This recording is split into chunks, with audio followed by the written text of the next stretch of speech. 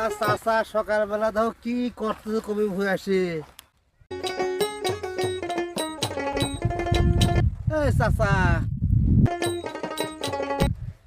কবির যে বাজার, এই বাজারে কবির সবজি লাভ আছে? এসব জমি তো মনে করো যে এত টাকা খরচ করেছি, আমি যদি ক্যাশে উঠবি আনে।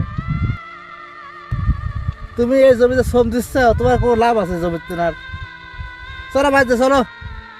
এখন বাপু কি করব, খেত জমাইছি, দাম নেই, কি করব এখন কও।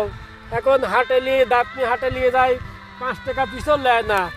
ও ভাই কবি লেন, ও ভাই কবি লেন, ও ভাই কবি লেবো না, কবি কি করবো এখন, কি করবো, ফুলকবিরই দাম নেই, বাদ কবি কি ডালিবি।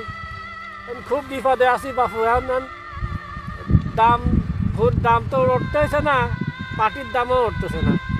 আরে বাপু, ওই মরা তো আমিও মরেছি। আমার তো চাষাবাদ করতেছেন, কি করা যাবে?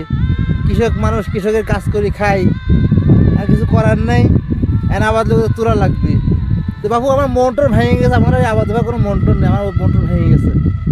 তো আপনি যখন করতেছেন করেন, আল্লাহ যা দেখেন টেকাগুলি তো কিছু তো আসবি, টেকা কিছু টাকা তো আসবি নেই। এইভাবে চলা লাগবে, কিছু করার নেই। আর বাপু কয় না, এখন আবার নদীত করে ফেলা দিছি, এখন সাপ সুপ করে সারে এখন আবার অন্য কিছু লাগানো যায়। আরে বাবু, তুমি করো তো, আমার আর আবাদ লোকের ভালো কোনো রুচি নেই। করো গা, আমি আর ভুল টুয়ে চাষবাস পাবো না, তারপরে রেখে গেলাম।